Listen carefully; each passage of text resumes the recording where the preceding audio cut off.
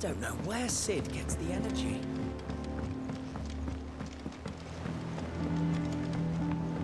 Mid told me she was building a ship.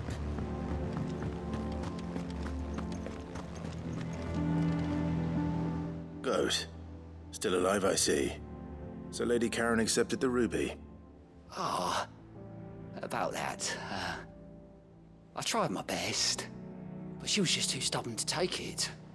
She threw it right back in my face, in fact, and told me I could stick my stupid stone where the sun don't shine. Karen refused payment. I hope it wasn't something I said. I'm sure you were as tactful as ever. Let me see what I can do. Oh, wonderful. I hope you have better luck than I did.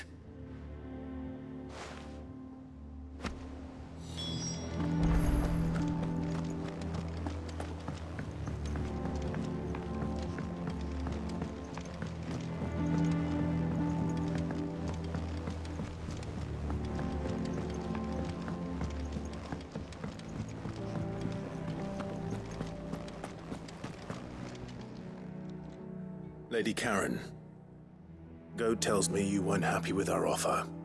Would you prefer the debt was repaid in coin? What debt? I don't recall lending any of you lot me hard-earned gil. I may have tossed a talent or two in the Hideaway's coffers, but those were donations, and you can hardly call it charity if you go asking for it back. Of course not. But one good turn deserves another. And our circumstances have changed. Surely you wouldn't shun the gratitude of a pauper who happened to have become a prince. Oh, so you're a prince now, are you? Fine. But I'm selling it and taking what I'm owed, then you're getting the rest whether you like it or not.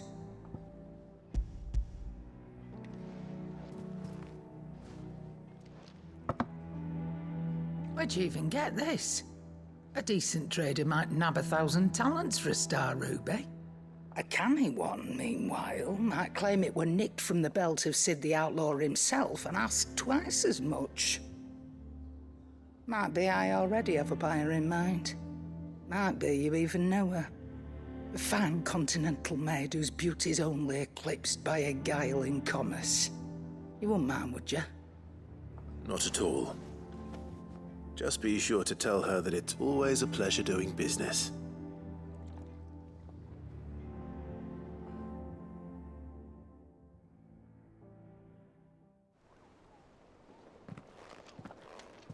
I hear you ended up delivering all 3 stones.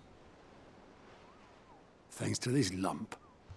I sometimes wonder what I pay you for. Speaking of which, I still haven't been paid last month's wages.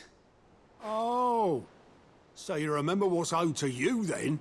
Get your ass behind that disc of yours and don't get up before those ledgers are square. Right away.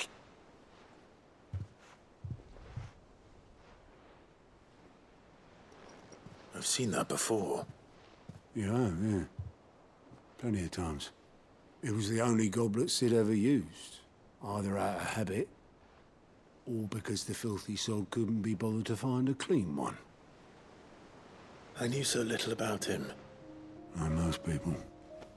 Martha and the Dame both seem to have fond memories of him. I bet they do.